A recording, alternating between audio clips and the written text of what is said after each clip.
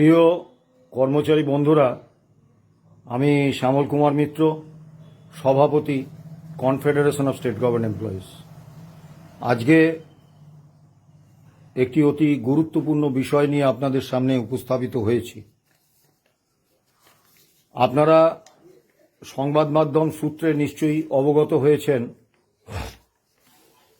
যে কিছু নেতা তারা গ্র্যান্ট ইন এড কর্মচারীদের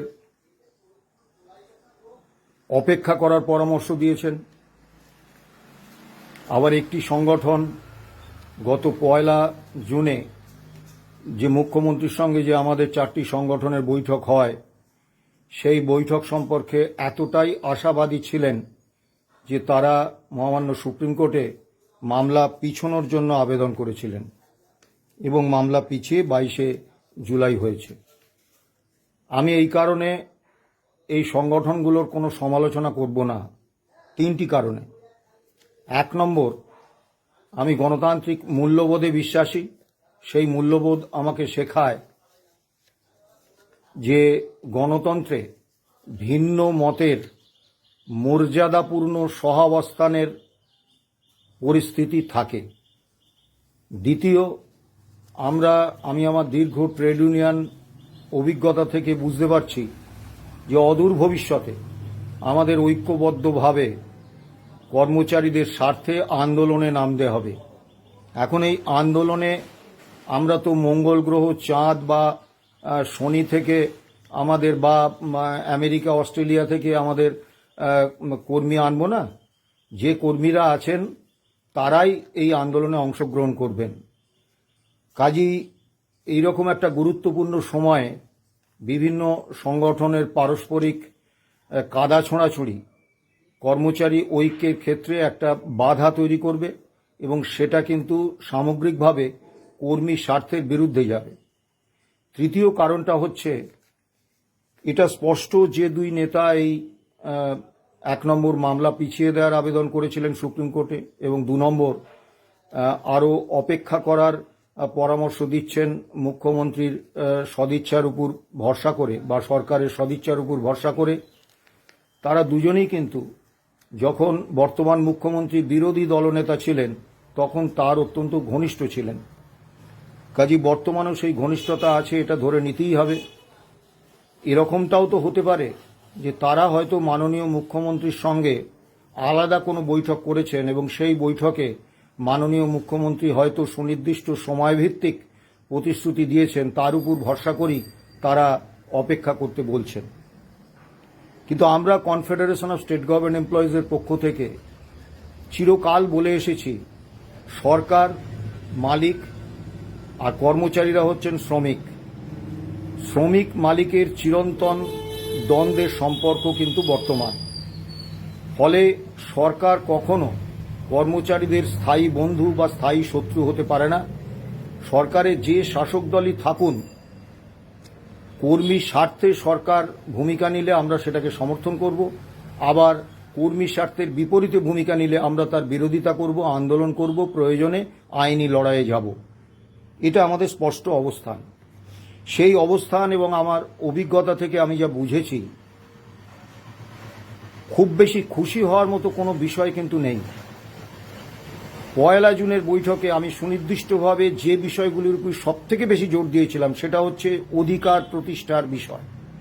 প্রথম যেটা আমি বলেছিলাম যে 19/5/2026 মুখ্য সচিব যে আদেশনামায় কর্মচারীদের বাক রোধ করার বা বাক স্বাধীনতা কেড়ে নেয়ার একটা নির্দেশ জারি করেছেন, সেটা প্রত্যাহার করার মাননীয় মুখ্যমন্ত্রী কিন্তু রাজি হননি।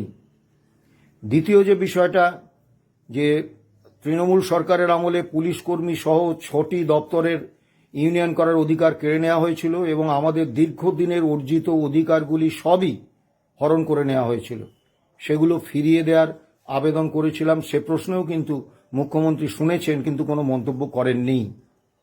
এবং তারপরে আমরা দেখেছি পরপর কয়েকটি অর্ডার বেরিয়েছে, যে অর্ডারগুলো কিন্তু খুব ভালো লক্ষণ নয়। 1 নম্বর হচ্ছে সমস্ত সরকারি কর্মচারী মানে রাজ্য কর্মী, এমনকি চুক্তিভিত্তিক কর্মীদের বাড়িতেও স্মার্ট মিটার বসানো বাধ্যতামূলক করা। দ্বিতীয় যে বিষয়টা, যে যোগা বাধ্যতামূলক করা। এখন এ বিষয়ে আমরা আমাদের অবস্থান স্পষ্ট করেছি। রাজ্য কর্মীরা তাদের বাড়িতে স্মার্ট মিটার লাগাবেন না ডিজিটাল মিটার লাগাবেন, তারা যোগার মাধ্যমে শরীর ফিট রাখবেন না ব্যায়াম করবেন, না সাঁতার কাটবেন, না হাঁটবেন, এটা তাদের একান্ত ব্যক্তিগত পরিসরের বিষয়। একমাত্র পুলিশের মতো সশস্ত্র বাহিনী ছাড়া অন্য কোথাও এই ধরনের বিষয় চাপিয়ে দেওয়া যায় না। সরকার কিন্তু ব্যক্তি পরিসরে প্রবেশ করছেন। তৃতীয় যে বিষয়টা সম্প্রতি হয়েছে, যে শনি রবিবার স্কেলিটন স্টাফ নিয়ে কাজ হবে, এ সংক্রান্ত একটা অর্ডার বেরিয়েছে। এটারও আমরা বিরোধিতা করছি। এই কারণে করছি, জরুরি দপ্তরগুলোতে শনি রবিবার কাজ হওয়ার একটা প্রথা দীর্ঘদিন ধরেই চলে আসছে। কিন্তু যেগুলো জরুরি বিভাগ নয়, সাধারণ বিভাগ, দীর্ঘদিনের কর্মী হিসেবে যে অভিজ্ঞতা, তাতে আমি বুঝেছি যে শনি রবিবার অফিস খুলে কাজ করতে হবে এরকম কোনো বাধ্যবাধকতা বা এরকম কোনো পরিস্থিতি কিন্তু নেই। তা এবং এই শনি রবিবার ছুটির বিষয়টাও কেন হয়েছে ভাবতে হবে। শনিবার আগে হাফ ছুটি হতো, তখন 10টা 5টা ডিউটি ছিল, তারপরে ডিউটিটা 5:30 অবধি করে দেওয়ার পরে আধ ঘন্টা করে 5 দিন বেশি, সেই জন্য শনিবারটাও ছুটির দিন হিসেবে ঘোষিত হয়। কাজেই একটা জিনিস মাথায় রাখতে হবে, এই স্কেলিটন স্টাফের কিন্তু কোনো সংজ্ঞা নেই। কাজেই যে আধিকারিক মনে করবেন যত বেশি সংখ্যায় সম্ভব তিনি কর্মচারীদের আনবেন, এই অভিজ্ঞতা আমাদের আছে। কাজেই এবং সমস্ত ব্লক স্তর থেকে পঞ্চায়েত স্তর থেকে শুরু করে নবান্ন পর্যন্ত সমস্ত সরকারি অফিস খোলা থাকবে, ফলে বিপুল বিদ্যুৎ খরচ এবং অন্যান্য আনুষঙ্গিক খরচ হবে, যা সরকারের অপ্রয়োজনীয় ব্যয়। এবং এইভাবে সরকার কিন্তু তার শনিবার বা রবিবার তার যে নিজস্ব একটা স্পেস ছিল সেইটা কিন্তু কেড়ে নিতে চাইছেন। এবারে আমি আসি মূল প্রসঙ্গে। ডিএ মামলার রায় 2026 সালের 5ই মে বেরিয়েছে। পূর্বতন সরকার এবং বর্তমান সরকার তা কার্যকর করেননি। পূর্বতন সরকার অর্থ দপ্তরে একটা পরিকল্পিত চক্রান্তে একটা ভুল হিসেব করে যে স্বল্প কিছু মানুষ পেয়েছেন তাদেরকেও 57% কম দিয়েছেন, 43% দিয়েছেন। আমরা মুখ্যমন্ত্রীকে এই ভুল সংশোধন করার অনুরোধ জানিয়েছিলাম, দাবি জানিয়েছিলাম, কিন্তু আজ পর্যন্ত অর্থ দপ্তর এই ভুল কিন্তু সংশোধন করেননি। অর্থাৎ আগামী দিনেও যারা এই রায় মেনে বকেয়া ডিএর টাকা পাবেন বা ডিয়ারনেস রিলিফ পাবেন, তারা কিন্তু এই 43%ই পাবেন, 57% নয়। এক্ষেত্রে আমার মনে হয়েছে পরিকল্পিত চক্রান্তমূলক ভুলটা যখন অর্থ দপ্তরের, অর্থ দপ্তর নিজেই কিন্তু এটা সংশোধন করে নিতে পারতেন, কিন্তু তারা করেননি। তার মানে দাঁড়াচ্ছে বর্তমান সরকারও অতীতের পূর্বতন সরকারের যে চক্রান্তমূলক ভুল, সেই ভুল হিসেবেই বকেয়া ডিএ বা ডিয়ারনেস রিলিফ দিতে চাইছেন। এর পরের যে বিষয়টা, সেটা হচ্ছে মাননীয় মুখ্যমন্ত্রী বাজেট পেশের ঠিক পরে একটা সাংবাদিক সম্মেলন করেছিলেন, আপনারা নিশ্চয়ই শুনেছেন। সেই সাংবাদিক সম্মেলনে তিনি কি বলেছিলেন? বলেছিলেন আগের সরকার অনেকটাই দিয়ে গেছে, আমার সরকার আসার পরও কিছু দিয়েছি, আর সামান্য কিছু বাকি আছে, ওটুকু ফান্ড অ্যাভেলেবিলিটির উপর আমরা দিয়ে দেব। ডিএ মামলার রায় কার্যকর করার প্রসঙ্গে বলেছিলেন। খুব ঠান্ডা মাথায় ভেবে দেখুন তো, আগের সরকার কাদের দিয়ে গিয়েছিলেন? সরাসরি রাজ্য সরকারি কর্মচারী যারা, তাদের দিয়েছিলেন। তাও কেএমসি এলাকার ব্যাংক থেকে যে সমস্ত সরকারি কর্মচারী পেনশনাররা পেনশন নেন তাদের বাদ রেখে, grant in add, work charge বা ডেইলি রেটেড কর্মীদের কিন্তু দেননি।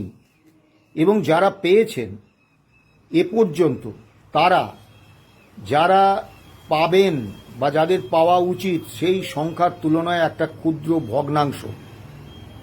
অর্থাৎ আপনারা যদি মাননীয় মুখ্যমন্ত্রীর বক্তব্যটা খুব মন দিয়ে শোনেন এবং বিশ্লেষণ করেন, তাহলে বুঝবেন মাননীয় মুখ্যমন্ত্রী কিন্তু শুধুমাত্র সরকারি কর্মচারীদের কথাই বলেছেন।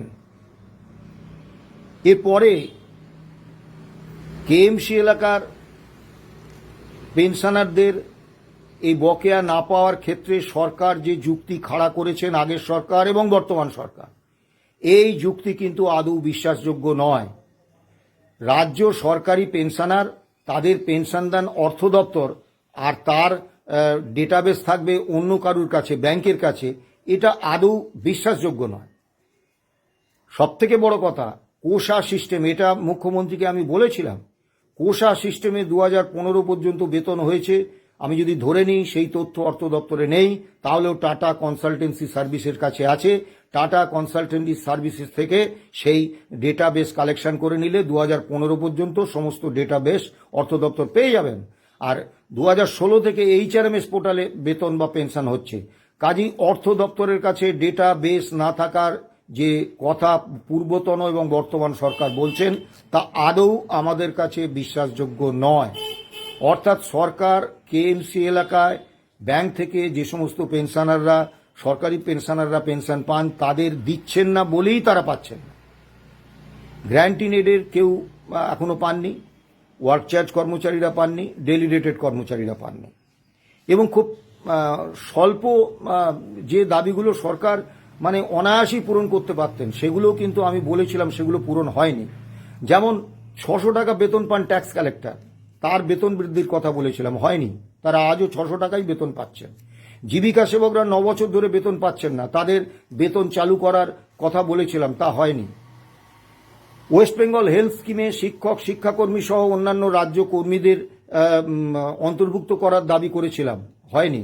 এটাতে সরকারের 1 নয়া পয়সা আর্থিক অনুদান বা আর্থিক বরাদ্দ দিতে হবে না।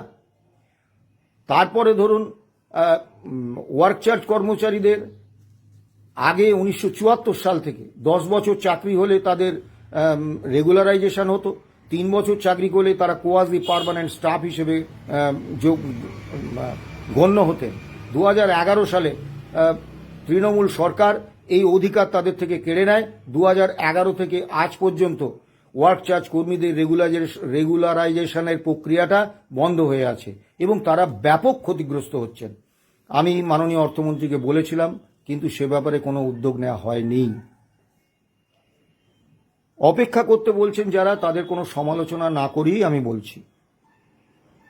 পঞ্চম বেতন কমিশনের কার্যকালের মেয়াদ ছিল 2006 থেকে 2015। তারপরে ষষ্ঠ বেতন কমিশনের কার্যকালের মেয়াদ 2016 থেকে 2025। অর্থাৎ পঞ্চম বেতন কমিশনের পরে ষষ্ঠ বেতন কমিশনের কার্যকালের মেয়াদ চলে গেছে, 20 বছর চলে গেছে। পঞ্চম বেতন কমিশনের যে প্রাপ্য, সেই প্রাপ্যটা রোপা 2009 অনুসারে পূর্বতন সরকার দেননি। আমরা মামলা করেছি 2016 সালে, 11তম বছরে এই মামলা পা দিয়েছে। আমরা যখন মামলা করেছি, মামলার অন্যতম পিটিশনার ছিলেন ইন্দ্রনীল মিত্র, তিনি আমাদের সংগঠনের কোষাধ্যক্ষ ছিলেন, তিনি প্রয়াত হয়েছেন। যার জন্য আমরা বিকাশ রঞ্জন ভট্টাচার্য, ফিরদৌস শামীম, গোপা বিশ্বাসদের এই মামলায় অন্তর্ভুক্ত করতে পেরেছিলাম। সেই অর্থ দপ্তরের কর্মী স্বপন দে, তার কাছে আমরা চিরকৃতজ্ঞ। সেই স্বপন দে তিনি কিন্তু প্রয়াত হয়েছেন। এবং 10 বছর আগে, 11 বছর আগে যারা আমাদের সঙ্গে ছিলেন, তাদের অনেকে চলে গেছেন। এবং প্রতিদিন খবর পাচ্ছি যে হয় কর্মরত কোনো কর্মী বা পেনশনার তারা চলে যাচ্ছেন, আমাদের ছেড়ে প্রয়াত হচ্ছে। তাহলে আর কত কাল আমরা অপেক্ষা করব?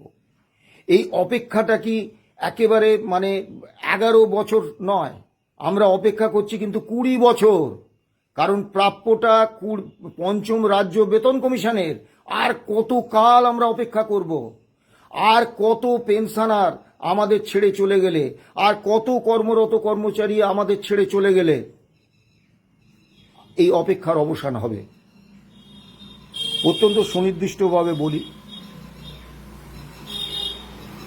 এই রায় কার্যকর করতে যে টাকা লাগবে, সেটা ব্যক্তিগতভাবে মাননীয় মুখ্যমন্ত্রী, মাননীয় অর্থমন্ত্রীর প্রতি পূর্ণ সম্মান রেখেই বলছি, তারা ব্যক্তিগতভাবে পকেট থেকে দেবেন না বা শাসক দল তাদের দলীয় তহবিল থেকে দেবেন না।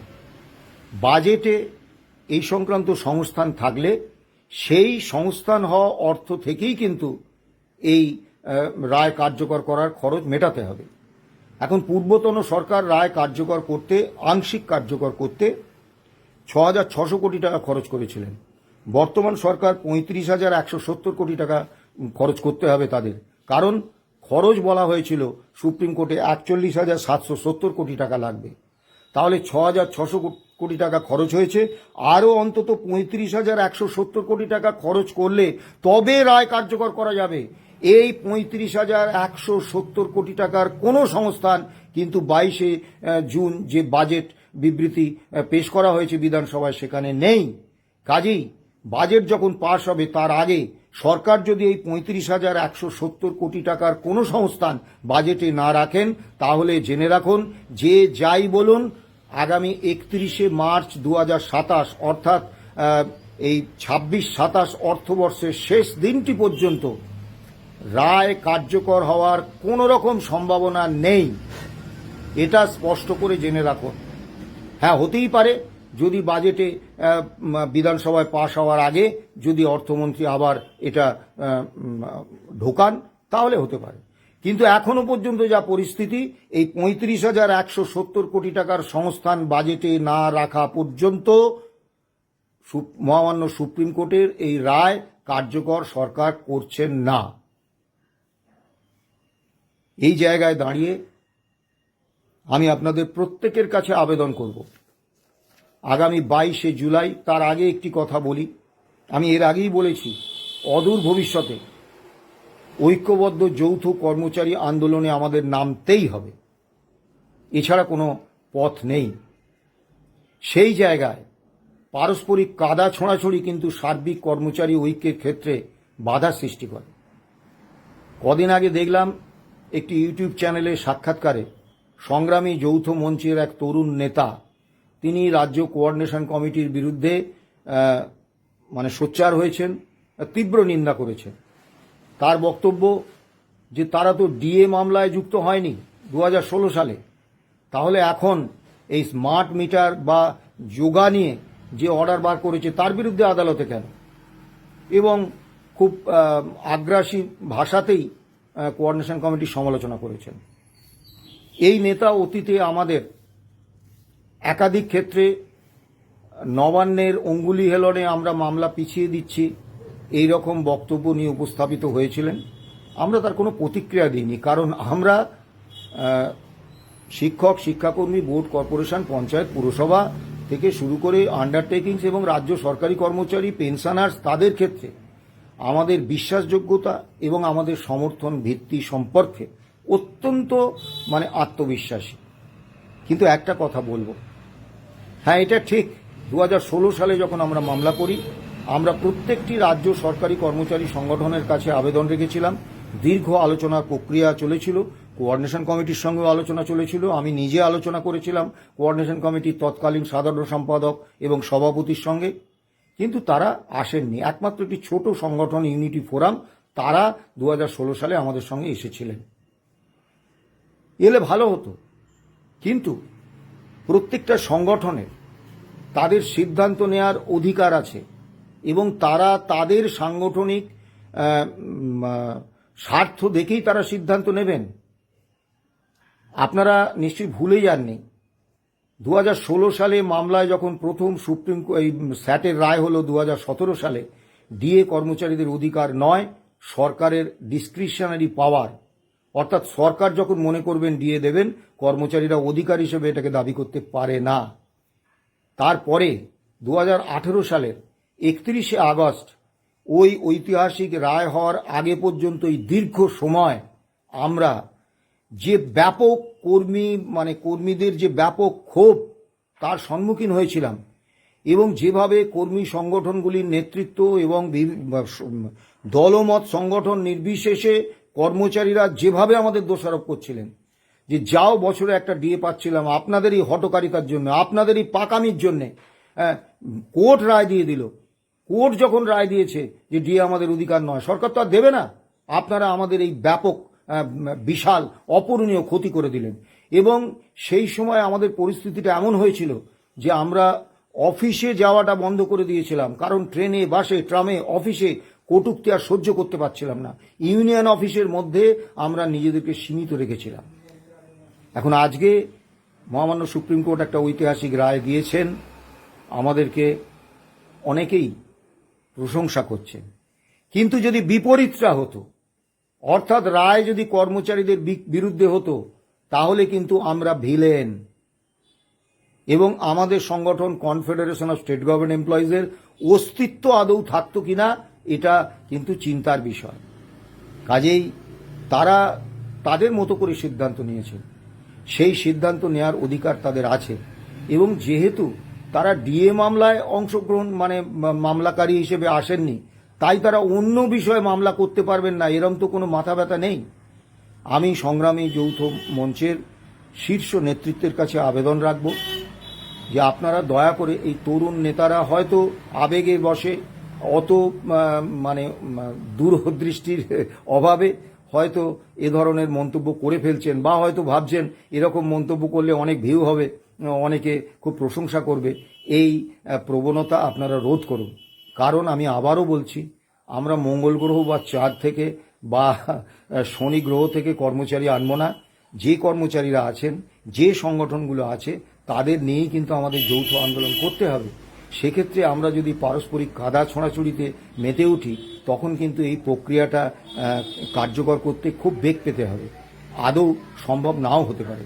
কাজেই আমরা প্রত্যেকটি সংগঠন পরস্পরের প্রতি শ্রদ্ধা রেখেই আমরা কথাবার্তা বলি, আর সমালোচনা করারও অনেক ধরন আছে, সেই ধরনগুলো আমরা ব্যবহার করতে পারি। আমরা এতটা রূঢ় হব কেন? এবারে মূল প্রসঙ্গে আমি আসি। ডিএ মামলার রায় কার্যকর এই সরকার করছেন না, এ ব্যাপারে আমার কোনো রকম দ্বিধা দ্বন্দ্ব নেই, যদি না তাদের সিদ্ধান্ত পরিবর্তিত হয়। সেক্ষেত্রে 22শে জুলাই সুপ্রিম কোর্টে মামলা আছে, সেদিন আদৌ মামলা হবে কিনা আমরা জানি না। যদি মামলা হয় আমরা আমাদের বিষয়টা নিশ্চয়ই তুলে ধরব, কিন্তু একটা কথা অত্যন্ত স্পষ্টভাবে আপনারা দয়া করে আমার উপর রুষ্ট হবেন না, আমার কথাটা বোঝার চেষ্টা করবেন। ভারতবর্ষে এমন অনেক বহু মামলার রায় আমি আপনাদের দেখিয়ে দিতে পারি, যে মামলার রায় কিন্তু জনমতের একটা ব্যাপক প্রভাব ছিল। আজকে আপনারা যারা গ্র্যান্ট ইনেডের কর্মচারী, যারা ওয়ার্ক চার্জ কর্মচারী, যারা ডেলি রেটেড কর্মচারী, তারা এই রায় মেনে 1 নয়া পয়সাও পাননি। আপনারা মাননীয় মুখ্যমন্ত্রী, মাননীয় অর্থমন্ত্রী, ইন্দু মালহোত্রা কমিটি এবং মহামান্য সুপ্রিম কোর্টের প্রধান বিচারপতিকে একই বয়ানে 4টে চিঠি পাঠান। সেখানে আপনারা লিখুন এই রায় 5ই ফেব্রুয়ারি 2026 হয়েছে, কিন্তু আমরা এখনো কেউ 1 নয়া পয়সা পাইনি, দয়া করে আমরা যাতে এই রায় মেনে বকেয়া ডিএটা পাই সেটার ব্যবস্থা করুন। এবং এটা আপনারা পাঠান পোস্টে। আমি এই ভিডিওর শেষে আমি প্রত্যেকের ঠিকানা দিয়ে দেব, আপনারা পোস্টে পাঠান। কারণ ইমেলে পাঠালে আমি ব্যক্তিগত অভিজ্ঞতা থেকে দেখেছি, ইমেলটা সংশ্লিষ্ট ব্যক্তির মেল বক্সেই থেকে যায়, সেখানে কিন্তু কোনো সেগুলো অফিসে বা দপ্তরে কাজ হয় না, সেগুলো নিয়ে বিচ্ছিন্ন ব্যতিক্রম থাকতেই পারে। কিন্তু আপনারা যদি পোস্টাল সার্ভিসের মাধ্যমে বা কুরিয়ার সার্ভিসের মাধ্যমে হাতে লেখা চিঠি পাঠান বা টাইপ করা চিঠি পাঠান, সেগুলো কিন্তু সংশ্লিষ্ট দপ্তরে গিয়ে রিসিভ হবে এবং সংশ্লিষ্ট দপ্তরের রিসিভিং সেকশন থেকে সেগুলো কিন্তু সংশ্লিষ্ট দপ্তরে ফাইল হয়ে যাবে, অর্থাৎ সংশ্লিষ্ট অফিসে সেই চিঠিগুলোর কিন্তু কাজ হবে। আপনারা প্রত্যেকে যারা 1 নয়া পয়সা এখনো পর্যন্ত পাননি, যেমন কেএমসি এলাকার সরকারি পেনশনার, যারা কেএমসি এলাকার ব্যাংক থেকে পেনশন পান, আপনারা প্রত্যেকে চিঠি লিখুন এই 4 জায়গায়, মাননীয় মুখ্যমন্ত্রী, মাননীয় অর্থমন্ত্রী, মাননীয় সুপ্রিম কোর্টের প্রধান বিচারপতি এবং ইন্দু মালহোত্রা কমিটি। চিঠি লিখুন, তাতে বলুন আমরা কিছু পাইনি, দয়া করে রায়টা কার্যকর করার ব্যবস্থা করুন। যারা পেয়েছেন কিন্তু ভুল হিসেবে পেয়েছে, অর্থাৎ 57% আপনার থেকে কম দেওয়া হয়েছে, তারা লিখুন যে আমরা আংশিক পেয়েছি 16 থেকে 19 পর্যন্ত, কিন্তু ভুল হিসেব করে আমাদের দেয়া হয়েছে। আমরা চাইছি 16 থেকে 19 আমাদের সঠিক হিসেব করে all India consumer price index মেনে আমাদের এই বকেয়া ডিএটা দেয়া হোক, এবং ভুল সংশোধন করে বাকি যে আমার প্রাপ্য হচ্ছে সেটা আমাকে দেয়া হোক, এবং 8 থেকে 19 আমাদের দেয়া হোক। আপনারা দয়া করে বিপুল সংখ্যায় কর্মচারী এবং যে সমস্ত পেনশনার এখনো সক্ষম আছেন শারীরিকভাবে যথেষ্ট, তারা চিঠি দিন। এই চিঠি দেয়াতে কোনো অপরাধ নেই, শুধু আপনি আপনার একটা সত্যি বক্তব্য, আপনার এই বঞ্চনার বক্তব্যটা আপনি পৌঁছিয়ে দেবেন। প্রত্যেকের প্রতি পূর্ণ সম্মান রেখেই চিঠি লিখবেন, কারুকে অভিযোগ করার কোনো প্রয়োজন নেই। লিখবেন, মাননীয় মুখ্যমন্ত্রী, পশ্চিমবঙ্গ সরকার, আপনি জানেন যে সুপ্রিম কোর্টে 5ই ফেব্রুয়ারি 2026 বকেয়া ডিএ রূপা 2009 অনুসারে মিটিয়ে দেওয়ার কথা ছিল। এপ্রিল 2008 থেকে 2019 পর্যন্ত আমরা কিছু পাইনি, আপনি ব্যবস্থা নিন। একই বয়ানে সুপ্রিম কোর্ট এবং দিন। এই চিঠিটা কিন্তু আপনাদের দিতেই হবে। 22শে জুলাই মামলার আগে যদি মাননীয় মুখ্যমন্ত্রী এবং মাননীয় অর্থমন্ত্রীর কাছে বিপুল পরিমাণে এই ধরনের চিঠি যায়, তারা কিন্তু একটু চাপে পড়বেন।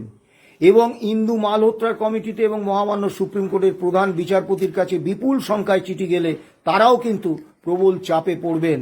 এবং সেক্ষেত্রে 22শে জুলাই মহামান্য সুপ্রিম কোর্টে যে শুনানি হবে, সেখানে কিন্তু কর্মীপক্ষ অনেকটা এগিয়ে থাকবে।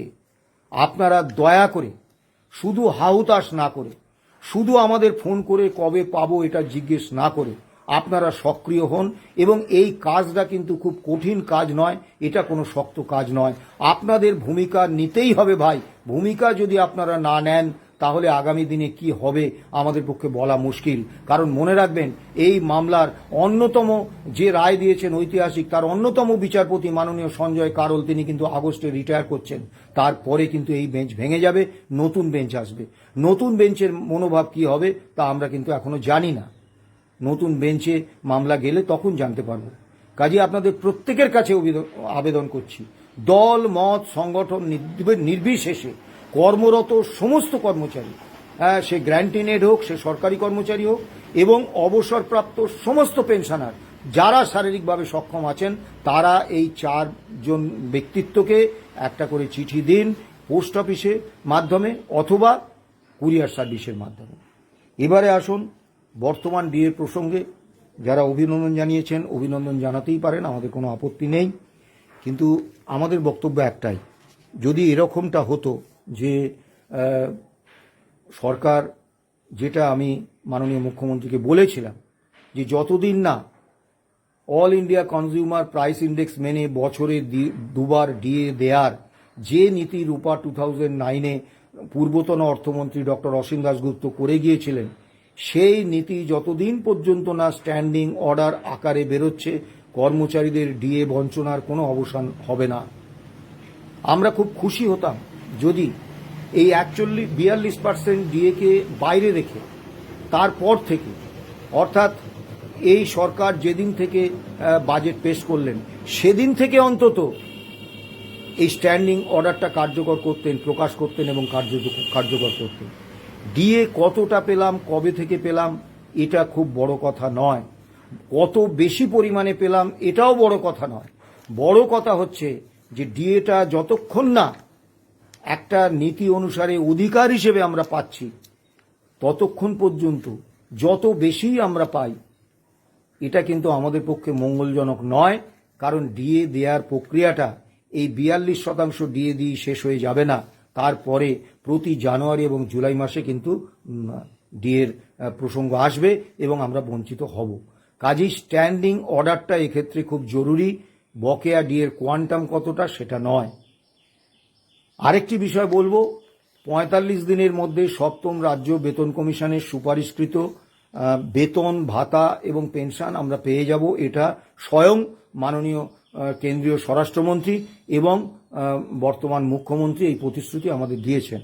45 দিনের বদলে 45 দিনে এই বেতনক্রম পেনশন পেয়ে যাওয়ার বদলে আমাদের 7ম রাজ্য বেতন কমিশন উপহার দিয়েছেন, যার কোনো টার্মস অ্যান্ড কন্ডিশনস, তার সদস্য, তার চেয়ারম্যান, তার অফিস, তার কর্মী বাহিনী কিচ্ছু তৈরি হয়নি। অসংখ্য সংগঠন মেমোরেন্ডাম দেবেন। ফলে কোনোভাবেই যে যুদ্ধকালীন তৎপরতায় কাজ হলেও নভেম্বর 2026-এর মধ্যে এই পে কমিশন তার সুপারিশ দাখিল করতে পারবে না। আর যদি তা না পারে, তাহলে ডিসেম্বর 2026-এ কিন্তু রোপা তৈরি হবে না, সংশ্লিষ্ট রোপা তৈরি হবে না। আর রোপা তৈরি না হলে আমরা কিন্তু 2027-এর 1 জানুয়ারি থেকে বর্ধিত বেতন ভাতা পাবো না। বাস্তবটা বুঝুন। আমি আপনারা যারা যে রাজনৈতিক দল করুন, আমার তাতে কোনো মাথা ব্যথা নেই, এটা আপনাদের ব্যক্তি অধিকার, আমি ও প্রসঙ্গে ঢুকছি না। কিন্তু আবারও বলবো, পেশার স্বার্থে আপনারা রাজনীতির ঊর্ধ্বে উঠে ঐক্যবদ্ধ কর্মী পক্ষ হিসেবে অবস্থান নিন এবং ব্যক্তি কর্মচারী হিসেবে আপনাদের ভূমিকাটাও পালন করুন। অন্যথায় কিন্তু আমাদের অনেক দুর্দিন দেখার অপেক্ষায় থাকতে হবে। ভালো থাকবেন, সুস্থ থাকবেন। কর্মচারী ঐক্য জিন্দাবাদ। কর্মচারী, সরকারি কর্মচারী, শিক্ষক, শিক্ষাকর্মী, বোর্ড, কর্পোরেশন, পঞ্চায়েত, পুরসভার ঐক্যবদ্ধ লড়াই জিন্দাবাদ। নমস্কার।